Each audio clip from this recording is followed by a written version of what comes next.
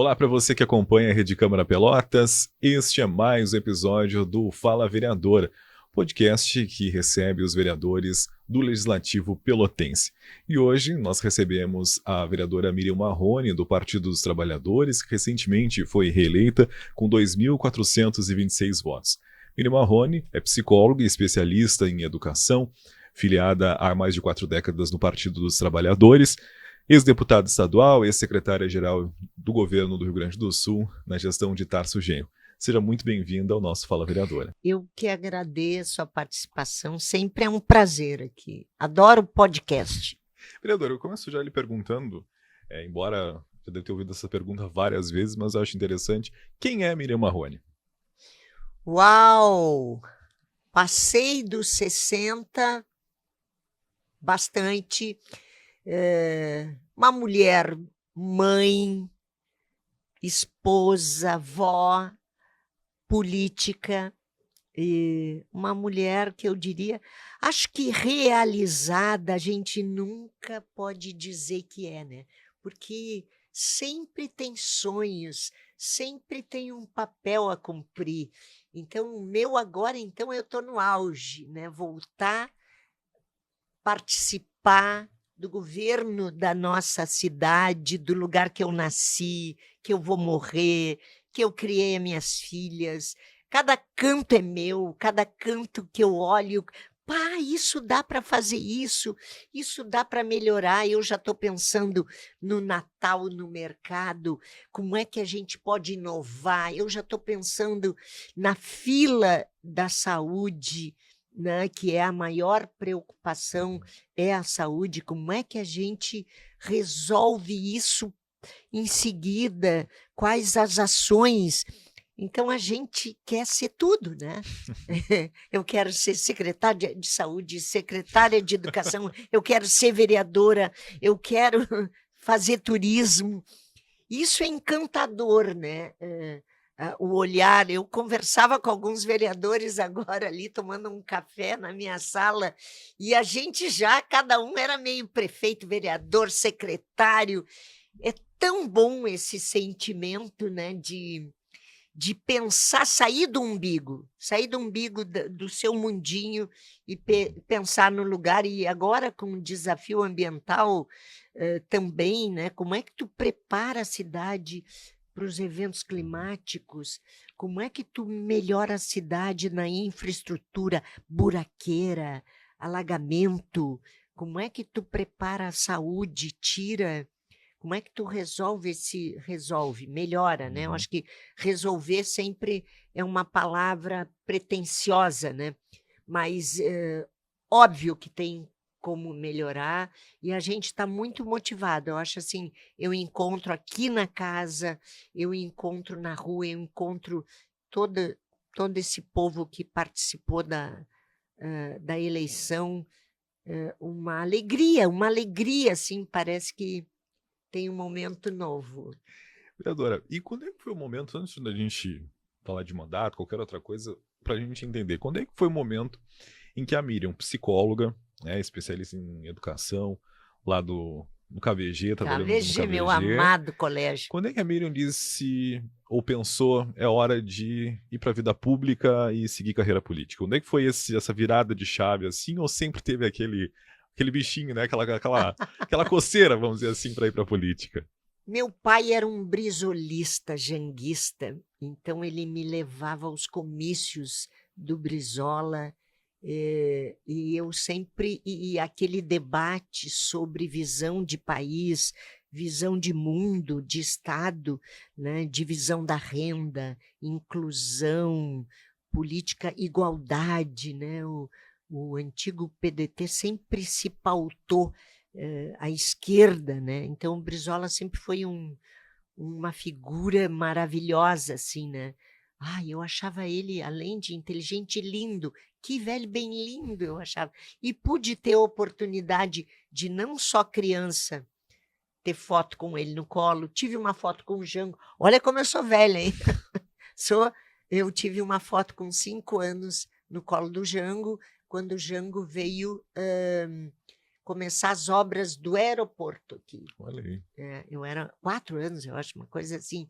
E então a minha casa, o meu pai tinha muito medo também de me envolver na política quando eu já estava lá na idade de 15 anos, porque o pai também, como era do Sindicato da Alimentação e era contra a ditadura, ele foi perseguido, teve que ir para o Uruguai. Então eu tinha um berço que pensava além da caixa, que pensava assim essa questão do mundo, né?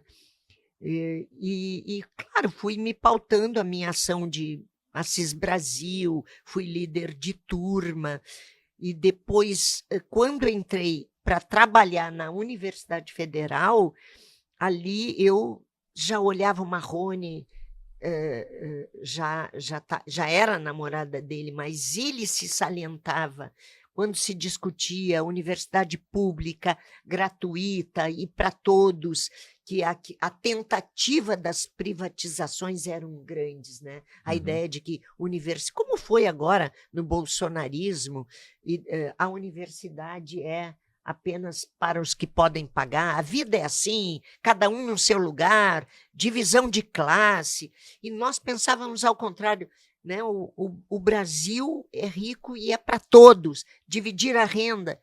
Então, ali eu inicio no movimento sindical. Antes com meu pai, movimento sindical, o PT enxerga em mim ali um potencial, o PT caçava talentos, caçava literalmente os talentos.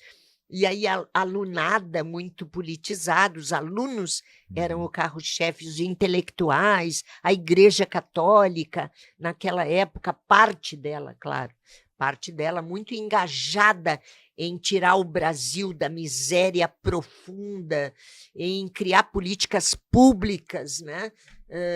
Pelo SUS. O SUS nasce daquele movimento, um sistema único, universal para todos. Então, eu sou identificada por pessoal de esquerda, que eu tinha um discurso sem me identificar, e aí eu fui a primeira mulher presidenta do meu sindicato, fui eu. Olha aí. E todo mundo dizia, onde se viu mulher dirigir sindicato? Isso é coisa para homem. Eu fui eleita com 90% dos votos. E ali começa a compreender o mundo, a querer sair além da universidade pública, gratuita, concurso público, expandir, universidade noturna, a questão das políticas de permanência, que só quem tinha recursos estudava. Então, ali começa, e eu depois sou candidata a vereadora, depois... Aí vem a trajetória, Lula, grande ídolo, inspiração até hoje, né? Aquele homem que dedica a vida a lutar pela democracia, pela civilidade, pela inclusão, né? Pela soberania desse país. Então, eu tenho muito orgulho. Eu acho que eu sou uma mulher privilegiada, que nunca fugia à luta, né? Não é fácil, gurias e guris, né? Tem uma turma aqui atrás, eu falo para eles ali, ó. Mas não pensa que a gente tem, na época das greves, greve geral, eu morria de medo de ter que fazer piquete. Não pensei que era fácil, que eu era valente. Eu ia porque tinha algo em mim que dizia que eu tinha que participar, que se cada um de nós participasse, o país podia melhorar. Porque era um país, né, uma meia dúzia de ricos, um país com potencial que não dividia a renda, como ainda é o desafio. Ainda é. O Lula melhora, mas há uma concentração da renda, né? Há uma política que privilegia o superlucro, né? Então, o desafio ainda é muito grande. O país que tinha saído da fome volta para a fome, e a nossa missão é o emprego, a renda, a saúde, a educação, que é a base ali para a questão. E turno integral, essa questão hoje, ela tem como ser real, né? Escola de turno integral. Qualquer país que tenha melhorado a vida para todos, ele tem escola de turno integral. Porque, sabe, uma criança fica 3 horinhas em sala de aula, numa população pobre que não tem em casa quem dê o reforço escolar, não vai aprender. Não vai, ele volta para a aula outro dia de manhã, ainda sem compreender o conteúdo que ele deu no outro dia, porque não é possível a família ter condições, a maioria. Então, a escola é que ela tem que ser mais tempo, não só tempo, mas ela tem que ter essa formação integral. É o esporte competitivo, é o teatro, é a cultura, mas é o reforço pedagógico. Ele tem aula do currículo, né? Mas ele tem que ter o horário que ele vai rever o que foi dado de manhã, para que ele incorpore o conhecimento. E isso é fantástico. A autoestima que essa gurizada fica quando passa. Eu lembro no KVG, eu trabalho na psicologia escolar com sucesso e permanência, para não ter evasão. O ensino médio tem muita evasão. Por isso que o Lula cria o pé de meia, né? Que é um recurso, um estímulo. Mas a psicologia para mim era ver a autoestima, eles não desistirem, eles acreditarem em si. Quando eles acreditam em si, o adolescente, ele quer vencer, ele quer ir. E eu dava reforço pedagógico. Eu tinha 10 estagiários que davam matérias que nem eu sabia, mas didática eu tenho formação docente também, além da psicologia. E meus alunos davam aula, porque o professor, eles não se sentem à vontade, professor da disciplina. Então, o aluno que conhecia o conteúdo dava aula na hora do meio-dia. Eles almoçavam, eu catava, né? Tinha 5, 6 salas de aula que eu andava para lá e para cá, eles passavam na minha janela. Miriam, eu sou bom, eu passei. E não desistiam. Legal. Isso para mim foi Gratifica. Uma realização. E eu quero fazer isso no poder público.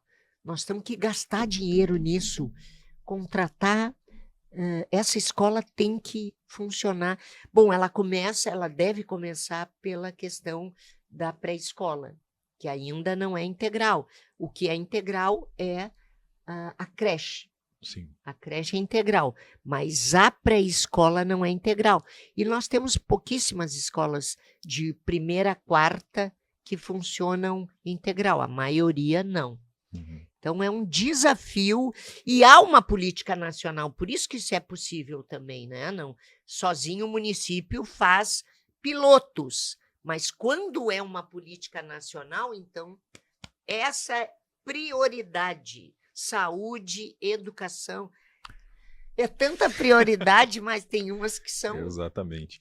E, vereadora, quando a gente fala aí, estamos 3 anos e 10 meses dessa legislatura, né, encerrando agora no dia 31 de dezembro, a gente pode falar que, claro, o vereador ele defende e elenca na Câmara muitas pautas, muitas, né? Mas né, de acompanhar, eu particularmente estive na Câmara em 2023, retornei agora em 2024, acompanhando as suas falas, enfim, parte do seu trabalho, a gente pode notar que, por exemplo, algumas pautas de muito engajamento que a senhora tem. A questão do protocolo, né, não é não, eu gostaria que falasse um pouquinho pra gente. A Minha Casa Minha Vida também, que é um outro ponto esse importante. Foi legal. Então, que destacaria, assim, para quem está nos ouvindo e assistindo, desses 3 anos e 10 meses de mandatos, de pautas e projetos importantes que tu realizou, propôs, ou até cobrou aqui no Legislativo? Acho que as políticas das pessoas com deficiência sempre me motivam muito, assim. Eu e o Johnny trabalhamos juntos esses 2 mandatos. É aquela câmera lá. Aquela ali. Eu sempre olhando errado, hein? Eu e o Johnny trabalhamos muito bem isso, fomos grandes parceiros de compreender a política da inclusão, de olhar a escola que tem pela lei federal que incluir e observar ainda uma série de processos que não são realizados, porque é difícil mesmo, não é fácil tu capacitar a escola pública para o professor saber lidar com aquela deficiência, ter um conteúdo pedagógico específico para aquele desenvolvimento e ter o professor auxiliar alinhado, né? Porque há a política do professor auxiliar, que há uma necessidade de professor auxiliar. Então, a política ela começa que a escola tem que estar melhor capacitada, né? E eu senti isso no KVG. Quando eu volto depois do mandato de deputada, eu não sabia lidar com os deficientes do ensino médio. Eu fui aprender, né? Liguei para a Débora lá do Centro de Autismo e fui, porque nós precisamos ter uma política. E também há ainda uma deficiência muito grande na capacitação. Professor auxiliar e professor ainda tem muita angústia de saber lidar e mais, né, preparar o currículo para aquela deficiência. Cada um é cada um.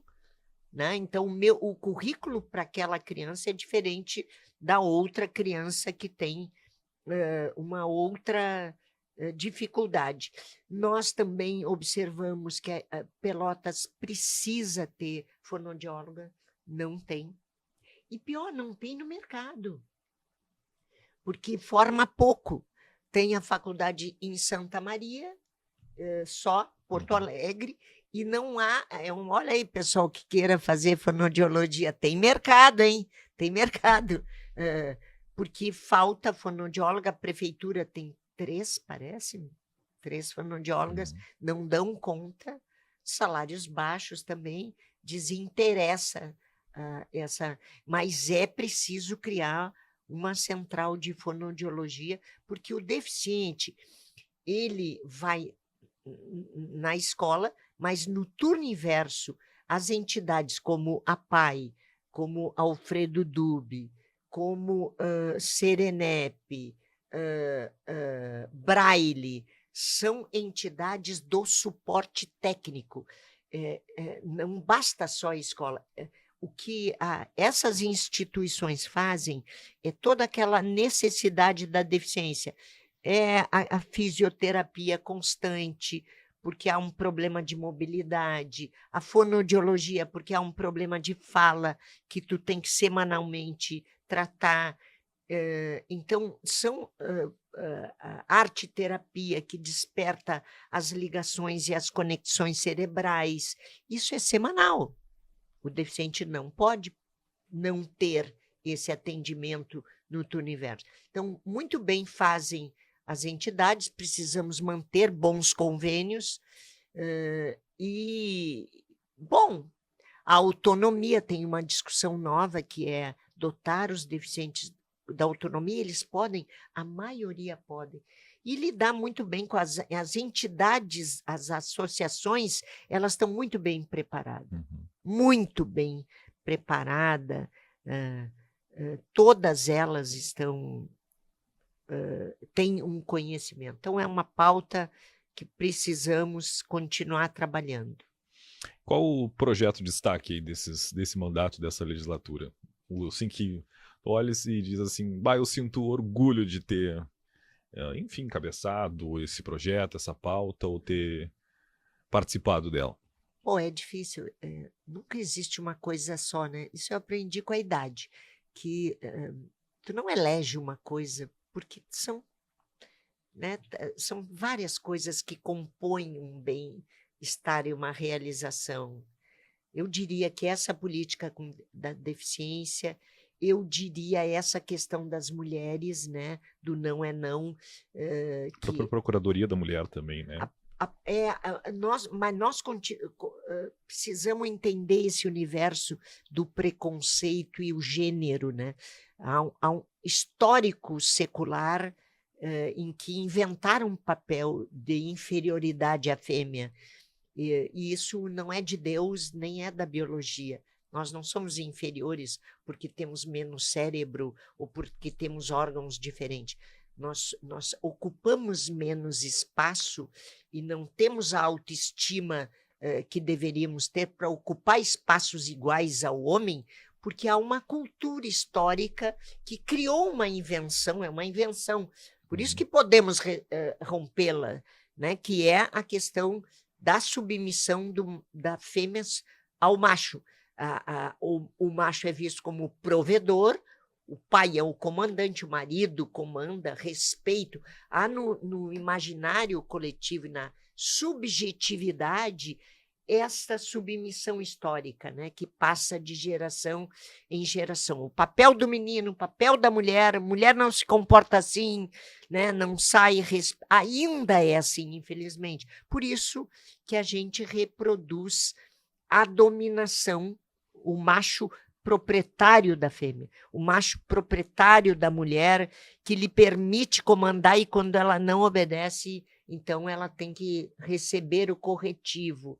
Não é à toa que os dados da violência são assustadores no país e na cidade.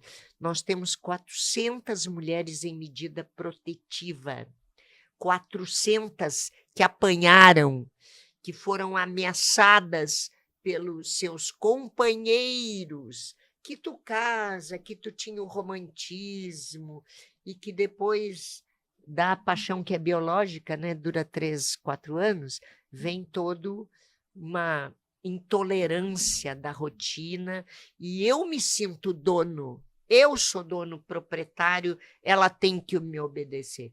Então, toda a ideia, essa ideia de superioridade do macho leva ao primitivismo, que a ideia me obedece, é fazer respeitar pela violência. E dentro disso a gente criou esse protocolo com um olhar para o transporte coletivo, com o olhar das mulheres chefes de família.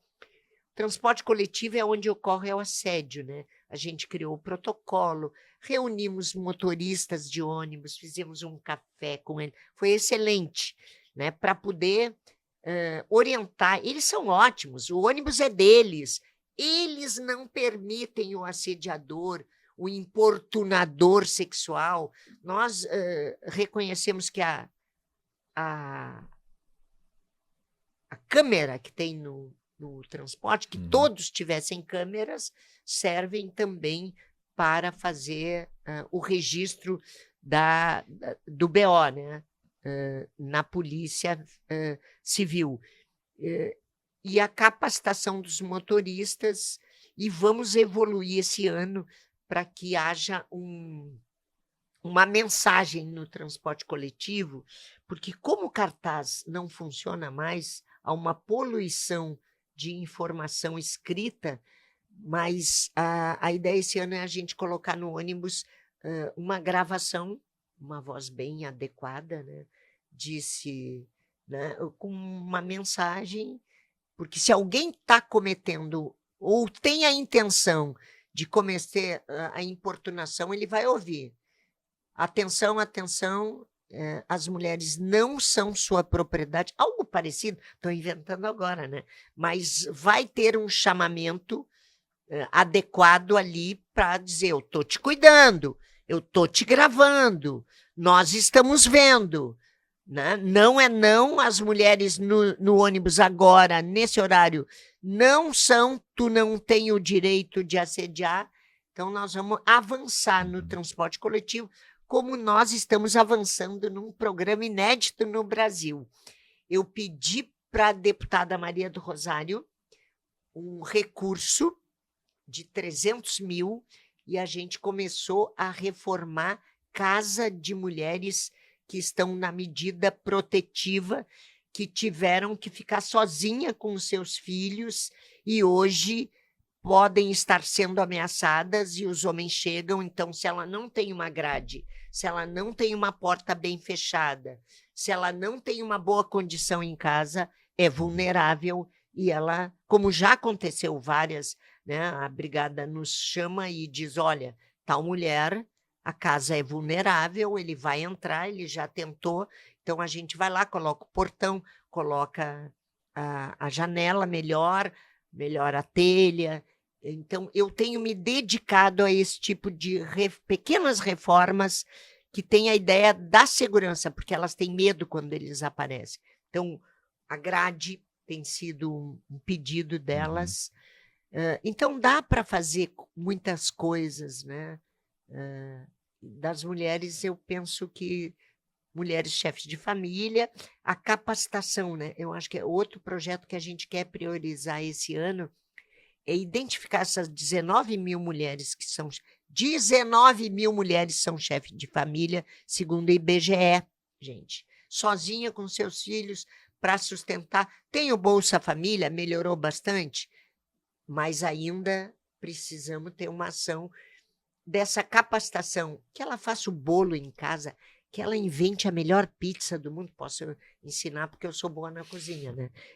Há algumas dicas que para vender, bom, complementa a renda. Bom, ela vai querer fazer lá uma reforma, precisa de uma máquina de costura para fazer a bainha do bairro, para fazer. Eu, por exemplo, vivo de costureira. Eu sou baixinha, então nunca, sempre tem que cortar a perna das calças, tem que fazer pence. Então eu uso muito costureira, e isso é comum. Então um curso para fazer reforma, bom, tem cabeleireira, manicure, tem N tecnologias agora, né? Também tem que pensar nisso aí, o mundo digital.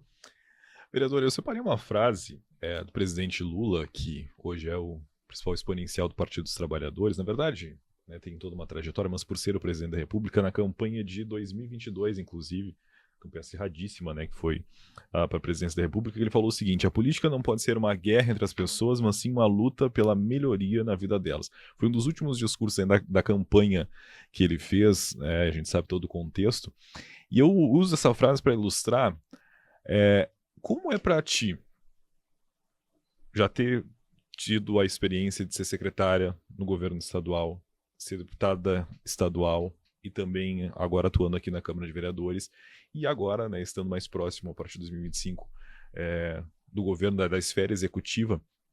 Como é flutuar na política entre os poderes, embora por ser deputado estadual, ter sido e vereadora seja o poder legislativo, mas a gente sabe que a esfera estadual e municipal tem nuances diferentes. Como é para ti circular por entre essas experiências, esses cargos, enfim, que já teve, através dessa visão de política?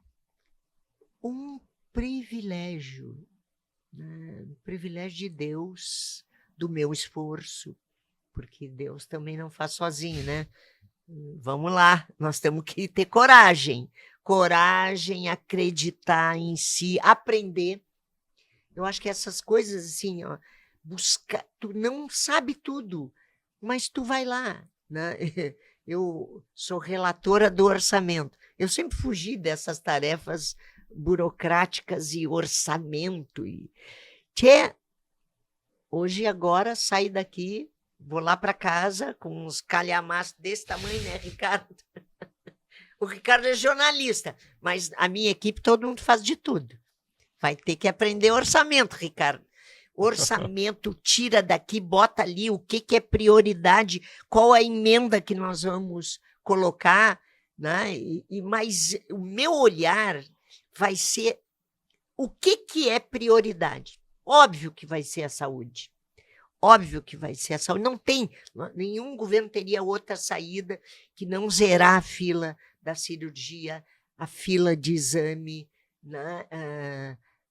E essa questão das UPAs, né?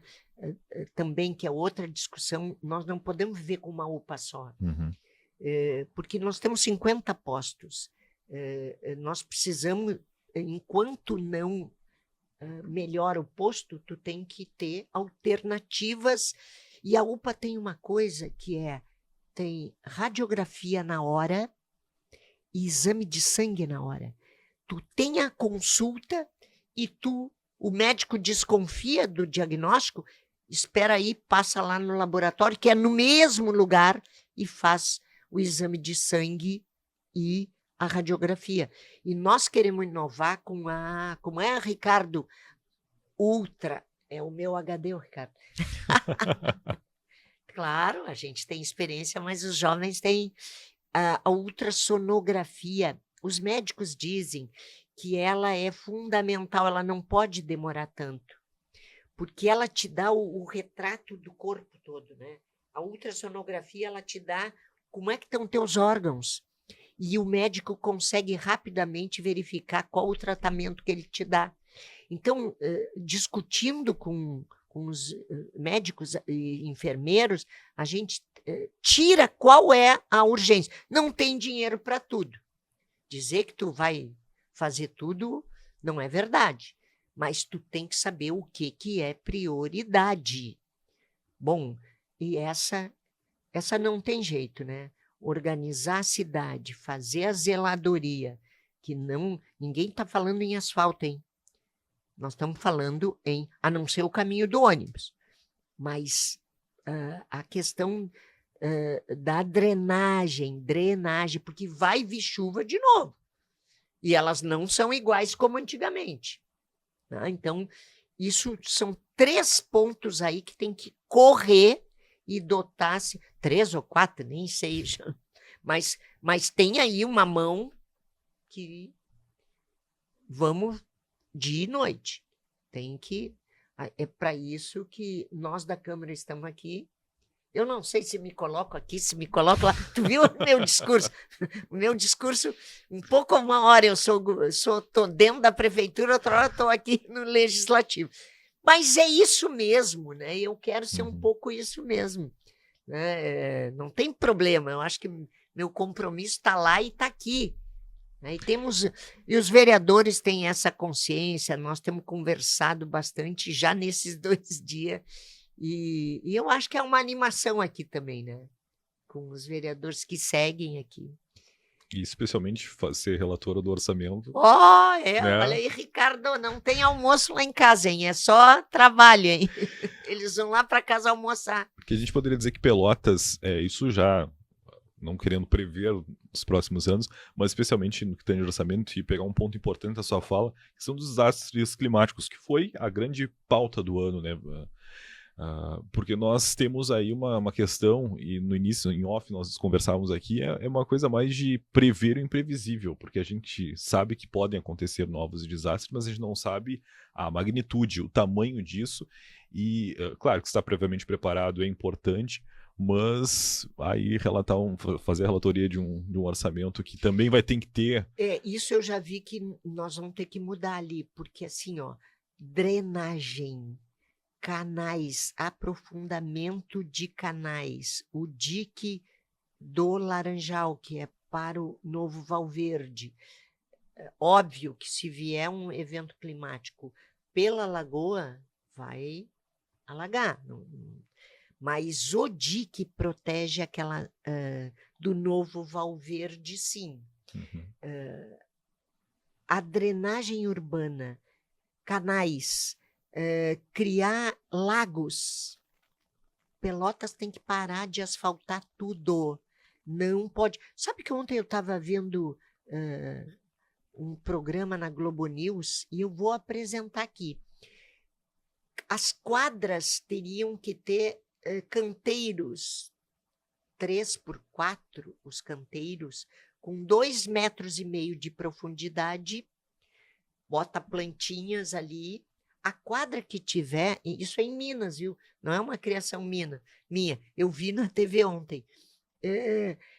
Criando em várias quadras pequenos canteiros médios, que o escoamento da água vai para lá. Tu tem que ter para onde a água escoar. Tu não pode construir em tudo que é lugar. Tu não pode construir em banhado. Todo mundo paga por isso. A gente acha bonito os prédios lá, não sei o quê, estão construídos em banhado. Todos vão pagar por isso, porque a água ela vai ir para onde? A geografia de Pelotas é muito plana, né? É muito plana, então tem que parar com isso. Isso não é desenvolvimento. Ninguém é contra a construção civil, que bom, só adequar lugares e espaços. Brasília já está fazendo isso. Brasília, a última vez que fui, o ano retrasado, acho que não, ano passado, depois da posse do Lula, eu digo, olha como Brasília está fazendo lagos, olha que bonito, grama e lagos. Aí o amigo meu que mora lá, não, Mírio, são lagos, áreas de lazer, mas eles são para ter escoamento das chuvas. E é isso que nós temos que fazer. Eu vou apresentar a ideia de 2 em 2 quadras, um canteiro grande, lá, não é grande, 4 metros por 2 de largura, e ele tem profundidade. Então, a água também, além do encanamento, além da boca de lobo. E Pelotas tem um desafio, gente, que é cada um botou um cano na frente da sua casa de uma bitola. Isso. Tia, nós vamos ter uma mega operação aqui, aviso vocês, porque vai ter que ter uma bitola só que a água não afunile. Ela para nos lugares. Então, o seu João tem um de 20, o outro tem de 50, lixo, aí tem uma série de coisas, barro, lixo. E então, essa operação, agora, para isso, há recurso do governo federal. Porque, como isso é uma prioridade, só vai ser algo demorado, mas tem que começar. Ampliar canais, escoamento de água e iniciar esse processo O Navegantes, então, tem lugares ali que é impressionante. Cada um tem um caninho de uma bitola. E valeta, né? A valeta ela vai continuar por um tempo, mas ela tem que ser uma valeta que escorra a água e a limpeza pública. Isso é que nem casa da gente, tia. Eu varro a minha cozinha, chego a varrer 5 vezes por dia. Eu tenho pátio e eu vejo por mim, né? Tu lava a louça toda hora. Exato. Tu limpa toda hora a tua casa. Tu não limpa uma vez por semana. E a cidade é assim. É limpar todos os dias. Mas estamos muito motivados, chegando o Natal, queremos fazer um Natal bonito, com esperança, com união, né? Não tem mais disputa. Essa casa aqui, todos os meus colegas vereadores, também a gente sente a motivação, né? Quem ganha é a cidade, todos nos conhecem, né? Todos sabem a forma respeitosa que a gente trata as pessoas, né? E não tem ódio, não tem raiva, tem essa coisa cada um fez campanha para alguém, esqueçam, estamos juntos, a cidade é nossa, é aqui que a gente quer ser feliz. Exato. Já quase nos encaminhando aí para o final, quero fazer uma pergunta, na verdade, é analogia, mas é muito metafórica. Qual que vai ser, para Miriam, que ama cozinhar, nós estávamos conversando aqui, quero falar um pouquinho antes também sobre essa paixão pela cozinha, mas qual que vai ser a receita para Pelotas aí para os próximos anos? Ai, receita. Não, tá falando mensagem ou tu tá falando receita mesmo? Não, primeiro quero saber dessa paixão pela cozinha e qual que é a receita para Pelotas para os próximos anos. Cozinha. Cozinha para mim é terapia. Primeiro eu acho uma arte. Comer é um prazer, né? A gente tem prazer em comer. Então, por isso que comer é um momento que tu bota uma toalhinha. Eu sempre boto uma florzinha. Eu gosto de comer bem, porque é um momento de encontro, de celebração. Sempre façam isso na casa de vocês, não tenham pressa. É um momento que tu senta um em frente ao outro, o marido, a esposa, os filhos, lá sei eu, os agregados, tu senta e tem uma briguinha lá que daqui a pouco tu tá... Mas, mãe, como tá bom o teu feijão, né? O que tu fez no colégio? Guria, não faz isso, não sei o quê. E ali é aquela... Bota em dia o papo e se olha, olho no olho. A mesa faz isso. A mesa... Tem alguém me assoprando. União. Essa é união. Então, a gente tem que dar bola para isso. Sabe a pressa do dia a dia? Que todo mundo chega em casa e, às vezes, come de qualquer jeito, né? Não façam isso assim. Procurem o bem-estar que faz uma mesa posta, uma toalha bem bonita. Eu adoro toalha. E a florzinha na mesa. Eu, às vezes, boto até vela de noite, quando dá tempo. Legal. Assim. E adoro cozinhar. Então, agora eu quero fazer essa semana, prestem atenção, cebola, batata, primeiro, cebola roxa, ela é mais doce, a cebola roxa. Eu adoro costela, né? Bom, costela, 2 quilos de costela, e tu bota no forno com azeite, depois tu põe azeitona, e é um prato rápido, um forno bom, forno total. A batata, cebola roxa e é isso. Às vezes eu invento também. Eu sou ruim de receita porque eu invento. Nunca faço igual. Esse é um prato que eu quero, na verdade, meu amigo Maico. Aí, Maico, a tua receita, hein? Que eu vou fazer. Vou fazer outra lasanha, porque o Marrone terminou com aquela. Ele adora lasanha. E tem uma coisa na minha lasanha que é o molho branco, que eu boto leite, maisena, claro, nata, tudo que tiver na geladeira e creme de leite só um pouquinho e pego o requeijão. Misturem tudo isso que nunca fica ruim. Verdade. Fica bom, né? A minha avó que dizia, só bota coisa boa, não tem como ficar ruim, né? Essa cozinheira não é boa, ela só usa coisa boa, então... Tem um prato preferido de cozinhar, assim, que gosta de cozinhar? Adoro, é que eu adoro costela, adoro Costela. churrasco de costela, mas eu faço o melhor arroz com galinha que alguém já viu. Olha aí, Me hein? desafio, porque eu pego só sobrecoxa, sem pele, só sobrecoxa, porque é a mais saborosa. Boto só um pouquinho alho, eu não sou muito do alho, e limão. Deixo pegar, deixo fazer aquela crosta, como selar, né? E deixo. Aí ela vai ficando escurinha. E tiro e boto bastante cebola e deixo fritar e depois volto. E bastante água, ela fica molhadinho assim, a salsa, obviamente, e queijo ralado duro, queijo parmesão na hora.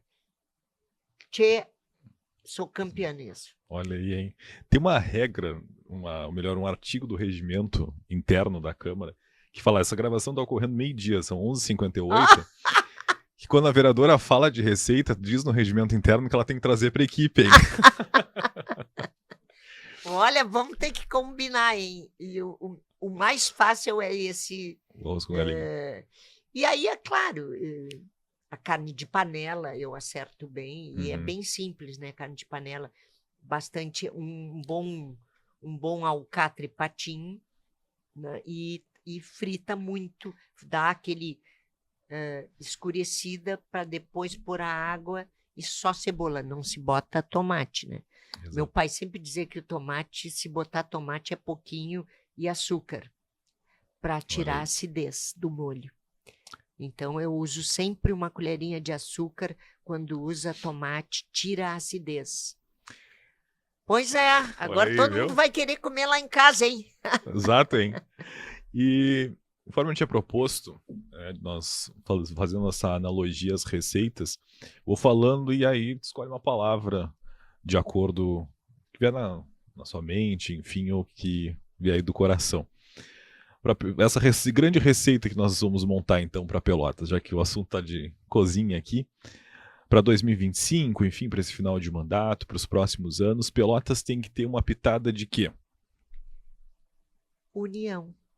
Não, acho que é a grande lição que fica desse último período, pandemia, enchente, um projeto que nós discordamos, que é esse projeto que prega ódio, divergência, desrespeito às diferenças, que questiona a urna, que questiona a democracia, que acirrou o país e a cidade. Eu acho que não tem outra saída. É pensar no lugar que a gente mora, mas que é um lugar de todos e que a gente tem divergência, mas a gente tem muito mais proximidade com as coisas que vai nos dar qualidade de vida, né? Ter na hora da doença, tu ter um posto, tu ter uma UPA, tu ter um pronto-socorro, tu ter um hospital, isso é para todos. Tu pode ter convênio, mas na hora do perigo, quem faz é o SUS. E esse SUS tem que estar bem para todos. Então, assim, a gente teve divergências aí nessas posições da eleição, mas nós somos irmãos de uma mesma cidade. E os problemas são os mesmos, e é só juntos, né? Só juntos a gente pode achar uma saída, junto com a Câmara, a ex-prefeita Paulo, o governador Eduardo Leite, os partidos que participam da política, o judiciário e o povo com orçamento participativo que a gente vai implantar, a gente quer. Né? E deu, é o abraço, é o cristianismo, é uma vida cristã, de que a gente não pode, né, viver com raiva. Isso faz mal para a cabeça, né? Viver com vingança, ódio, preconceito. Né? Para mim, acabou. Eu não sei se é a idade que deixa a gente percebendo o que é essencial para a vida, né? O que é essencial? Eu me dar bem com as pessoas, cada uma tem um lado legal. Eu posso discordar de ti, mas tu tem uma série de outras questões importantes que me ajudam, que fazem bem. Eu não preciso concordar com tudo. Né? Os amigos discordam. E que bom que discordam e sabem se respeitar. Então, é esse apelo que a gente faz. Né? Para mim, né, nós queremos estar de braços abertos para todos. Né? Quem votou na outra chapa, votou no Peronde, quem votou em Estima. Agora a cidade é nossa e nós queremos a ajuda de todos. A gente não arruma sozinho. E para finalizarmos esse bate-papo, teríamos várias outras coisas para conversarmos. Falou então a pitada de união.